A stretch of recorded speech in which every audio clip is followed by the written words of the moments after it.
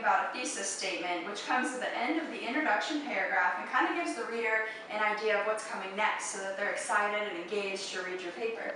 So today we're going to talk about the different parts of a paragraph. But first, I want to ask you, do you think that paragraphs are necessary? Why do you think writers might use a paragraph? Rachel? I think they're necessary. It kind of like breaks up your different topics in your paper. That's true. Any other ideas? Kaz?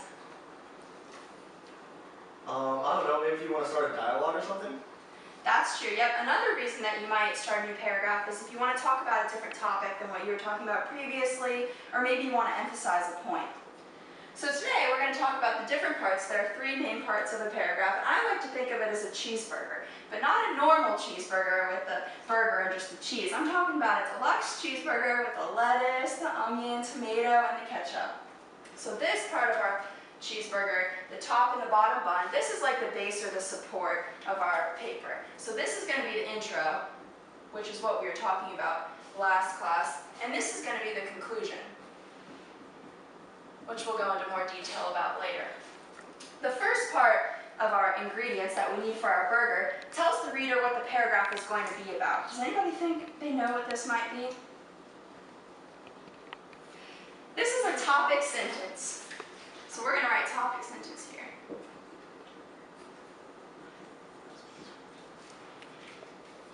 Okay, so I want everybody to get out their Mark's Adventure paragraph.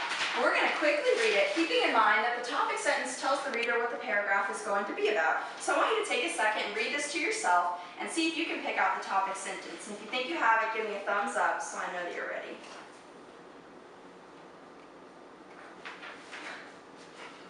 Perfect. All right, what do you think the topic sentence is? The first one. The first one, can you read it for us? Mark was a good student and a creative thinker who, at the age of 20, already had prizes for his inventions at the state fair. Great job. That is the topic sentence. Now, from reading the topic sentence, do you think you can predict what might happen in the paragraph? What sort of things do you think they might talk about? Because the topic sentence usually tells us what's going to happen in the paragraph. Kaz? Some of his other prizes or It inventions? might, yeah. Some of his other inventions. What else? That he's a good student? Yeah, that he's a good student. We might find out what led him to make those inventions or how he became a good student and so on. The next part of our paragraph that we're going to learn is supporting details.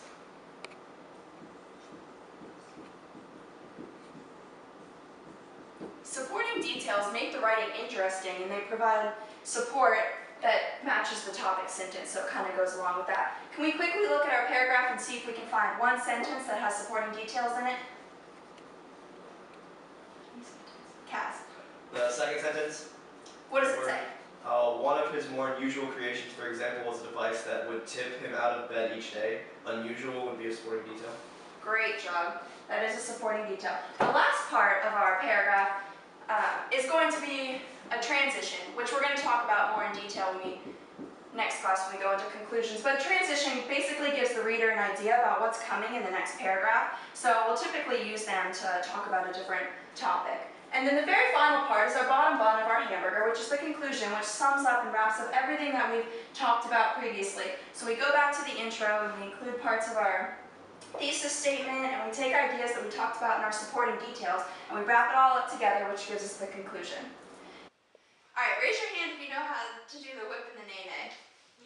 I thought some of you might. So I made a song that would help you remember the different parts of the paragraph, and I put the words to the tune of the whip and the nay-nay. So we're going to sing it together. You guys can go ahead and stand up. You have the lyrics in front of you in case you need them. All right, we're going to start on the count of three. Ready? 1, 2, 3. Now watch me write that topic sentence. Now watch me write that